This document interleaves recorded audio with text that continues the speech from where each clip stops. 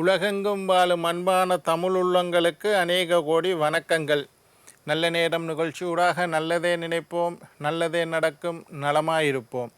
இன்றைய தினம் 22ஆம் திகதி 4ஆம் மாதம் 2026 புதவாசரம் என்று சொல்லக்கூடிய புதன்கிழமை. பராபவ வருடம் சித்திரை மாதம் 9ஆம் நாள்.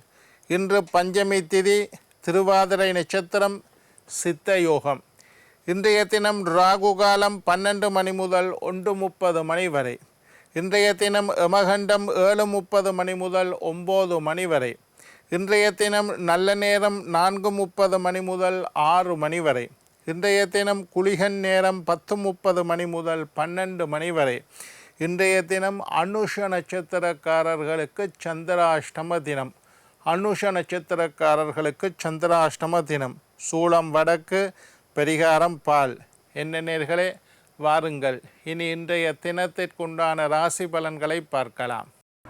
மேஷம் சிந்தனை, ரிஷபம் வரவு, மிதுனம் தாமதம், கடகம் செலவு, சிம்மம் ஆதரவு, கன்னி முயற்சி, துலாம் வெற்றி, விருச்சிகம் மேன்மை, தனுசு போட்டி, மகரம் அசதி, கும்பம் தெளிவு, மீனம் நேர்மை.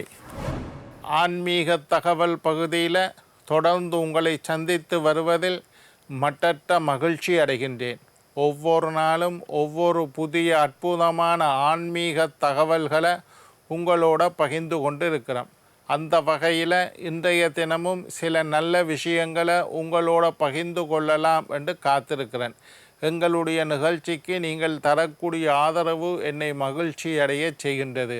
ஆன்மீகம் சம்பந்தமாக, ஜோதிடம், வாஸ்து சம்பந்தமாக ஏதாவது கேள்விகள் இருப்பின் சக்தி டிவி நல்ல நேரம் நிகழ்ச்சி தயாரிப்பாளர் கீழ்கண்ட முகவரிக்கு கடிதம் மூலம் என்னை தொடர்பு கொண்டால் தொடர்ந்து வரக்கூடிய நிகழ்ச்சிகளில் தகுந்த கேள்விகளுக்குண்டான பதிலை தொகுத்து தர காத்திருக்கின்றேன்.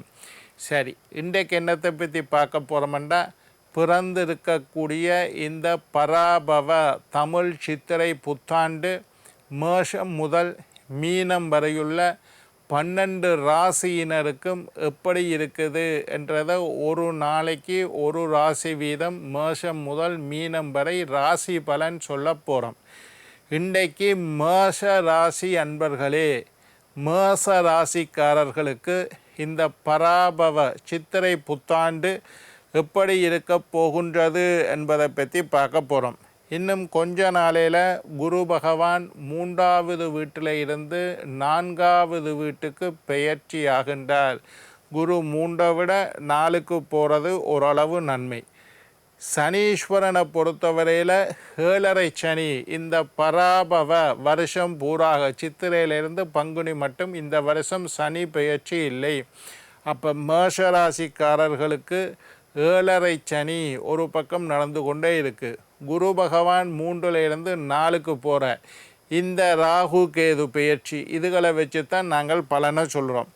கடன் விஷயத்தில் கவனமாக இருங்கள். கடன் வாங்கவும் கூடாது, கடன் கொடுக்கவும் கூடாது. 7.5 சனி வந்தாலே கடன் விஷயத்தில் பிரச்சனைகள் வாரத்துக்கு வாய்ப்பு. பொருளாதாரத்தில் லேசான ஆட்டம் காணப்படும். உத்தியோகத்தில் அதிக கவனம் செலுத்துங்கள். 7.5 சனி நடக்குது. மேலதிகாரிகளோட கவனமாக பழகுங்கோ. கூட வேலை செய்கிறவர்களோட கவனமாக இருங்கோ. கீழே வேலை செய்கிறவர்களோட கவனமாக இருங்கோ. மற்றவர்களை நம்பி பொறுப்பு ஒப்படைக்கக்குள்ள கவனமாக இருங்கோ. முடிந்த அளவு நீங்களே தலையிட்டு உங்களுடைய விஷயங்களை நீங்களே செய்து விடுங்கள். மற்றவர்களை நம்புகிற விஷயத்தில் கவனமாக இருங்கோ. மருத்துவ செலவுகள் வாரத்துக்கு வாய்ப்பு இருக்குது.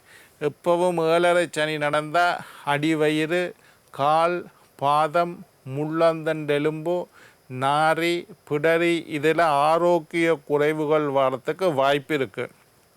மருத்துவ செலவுகள் வரலாம்.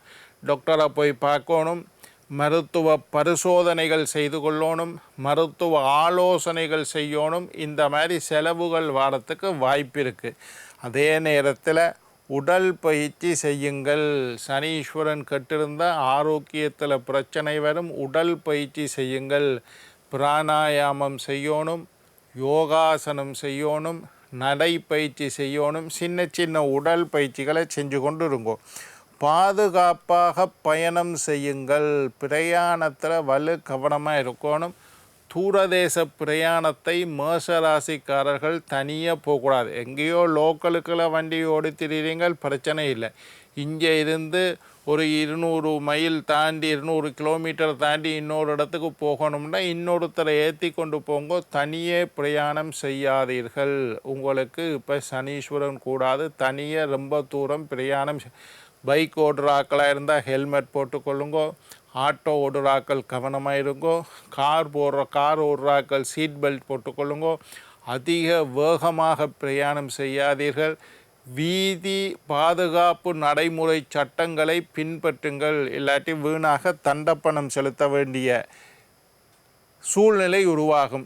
கல்வியில் கவனமாக இருங்கோ. ஹார்ட் ஒர்க், கடினமாக உழைப்புங்கோ, கடினமான முயற்சி செய்யுங்கோ. கல்வியில் கவனமாக இருக்கணும்.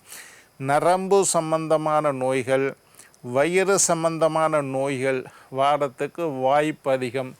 தூக்கம் கெட்டுப்போகும். முந்தியெல்லாம் படுத்த 5 நிமிஷத்தில் தூங்கிடுவேன் ஐயா. இப்போ புரண்டு படுத்து கொண்டே இருக்கிறேன், எனக்கு தூக்கம் வரவில்லை என்று சொல்லக்கூடியவர்களை நாங்கள் பார்க்குறோம். உங்களுடைய தூக்கம் கெட்டுப்போகும். மனசு அமைதியாக வச்சுக்கொள்ளுங்கோ.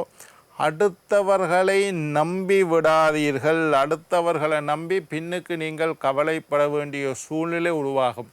ரொம்ப நம்பியவர்களினால் ஏமாற்றப்படக்கூடிய வாய்ப்பு அதிகமாக இருக்கிறதுனால அடுத்தவர்களை நம்புகிற விஷயத்தில் கவனமாக இருங்கோ. மற்றவர்களை நம்பி பொறுப்புகளை ஒப்படைக்காதீர்கள். முடிந்தளவு அப்படி ஒப்படைத்தாலும் அது சரியாக நடக்கின்றதான்றதை பாருங்க. முடிந்தளவு நீங்களே முன்னின்று விஷயங்களை செஞ்சு கொள்ளுங்கோ. அடுத்தவர்களை நம்புகிற விஷயத்தில் கவனமாக இருங்கோ. தாய் தந்தை வழி உறவுகளில் கவனமாக இருங்கோ. அம்மா அப்பாவோட வாயடிக்காதீங்கோ. அம்மா அப்பாவோட வீண் தர்க்கத்தில் ஈடுபடாதீர்கள். நீங்கள் பெற்றோர்களாக இருந்தால் குழந்தைகளுடன் வீண் தர்க்கத்தில் ஈடுபடாதீர்கள். சின்ன சின்ன விஷயத்தை பெருசுப்படுத்தாதீங்கோ. இப்போ காலம் சரியில்லைன்னு தெரிந்தாலே முடிந்த அளவு விட்டு கொடுத்து நடங்கள். முடிந்த அளவு பொறுமையாக இருங்கள். முடிந்த அளவு சகிப்புத்தன்மையோடு இருங்கள். பெற்றோர்களுக்கும் பிள்ளைகளுக்கும் மனஸ்தாபம் ஏற்பட வாய்ப்பு இருக்குது. அதனால் கொஞ்சம் விட்டு கொடுத்து நடங்கும். வேலை செய்கிற இடத்துல, உத்தியோகம் செய்கிற இடத்துல வேலை சுமை அதிகரித்து காணப்படும். எல்லா வேலையும் உங்களோட தலையில் விழும். ஒன்றும் செய்யலாது. எல்லாத்தையும் சமாளிக்கத்தான் வேண்டும். சலிப்படையாதீர்கள். சலிப்படைய வேண்டிய சூழ்நிலை உருவாகும். வேலை பளு அதிகரித்து காணப்படும். வேலை சுமை அதிகரித்து காணப்படும். நீங்கள் யோசிப்பீங்களா, என்னடா எல்லாம் எந்த தலையில் விழுது என்று யோசிக்கக்கூடிய சூழ்நிலை உருவாகும். குடும்பத்துக்கு முக்கியத்துவம் கொடுங்கள். என்னதான் வேலை இருந்தாலும், என்னதான் நண்பர்கள் இருந்தாலும், உங்களுடைய குடும்பம் உங்களுக்கு முக்கியம். குடும்பத்தோடு நேரத்தை செலவழியுங்கள். நல்லது கெட்டது விஷயத்தை குடும்பத்தோடு பேசுங்கள். குடும்பத்துக்கு முக்கியத்துவம் கொடுக்கக்கூடிய காலமாக இப்போ இருக்குது. எதிரிகள் தொல்லைகள் எல்லாம் ஓரளவு குறையும். எதிரிகளால் இருந்து வந்த பிரச்சனைகள், சிரமங்கள், தொல்லைகள் எல்லாம் படிப்படியாக கொஞ்சம் கொஞ்சமாக குறைஞ்சு கொண்டு வரும். வீண் கவலையை விட்டு விடுங்கள். நடக்காத விஷயங்கள் எல்லாம் நடந்துருமோ என்று கவலைப்படாதீர்கள். வீணாக கவலைப்படாதீர்கள். நடக்கிறது நடக்கட்டும். தைரியமாக எதிர்கொள்ளுங்கள். எல்லாம் கர்ம வினைப்படி நடக்கின்றது. பிரச்சனையை ஃபேஸ் பண்ணக்கூடிய தைரியத்தை வளர்த்து கொள்ளுங்கள். பிரச்சனைகள் வந்தால் பயப்படாதீங்க. தனிமைப்படுத்தப்படுவீர்கள். மற்றவர்களால் நீங்கள் ஒதுக்கப்படுவீர்கள். உங்களுக்குள்ள ஒரு ஃபீலிங் வரும், நான் தனியாக இருக்கிறேன், நான் தனியாக கஷ்டப்படுறேன், நான் தனியே எல்லாத்தையும் செய்ய வேண்டி இருக்குது, எனக்கு அடுத்தவர்களுடைய உதவி இல்லை என்று நீங்கள் தனிமைப்படுத்தப்பட்டதாக உணருவீர்கள். தனிமைப்படுத்தப்படுவீர்கள். அப்படி தனிமைப்படுத்தப்படாட்டியும் உங்களுக்குடைய உள்ளுணர்வு, உங்களுக்குள்ள மனசுக்குள்ள ஒரு நினைப்பு வரும், நான் தனியவே எல்லாம் செய்கிறேன் என்று யோசிப்பீங்க. பேச்சில் நிதானமாக இருங்கள். ஒரு தரத்துக்கு 2 தரத்துக்கு 3 தரத்துக்கு யோசித்து விட்டு பேசுங்கள். வாக்குறுதியை கொடுக்காதீர்கள். நல்லா யோசித்து உங்களால் இதை 100% செய்ய முடியும் என்றால்தான் நீங்கள் இதை செய்து தருகின்றேன் என்று வாக்குறுதியை கொடுப்பீங்கள். 7.5 சனி நடக்கிற காலத்தில் பல பேர் பல வாக்குறுதிகளை கொடுத்துவிட்டு அதை செய்ய முடியாமல் திண்டாடுவதை நாங்கள் நிறைய பார்த்துருக்கோம். அதனால் வாக்குறுதி கொடுக்கத்தான் வேணும், அப்படி இல்லாமல் வாழ முடியாது. 2-3 முறை சிந்தித்து விட்டு வாக்குறுதியை கொடுங்கள்.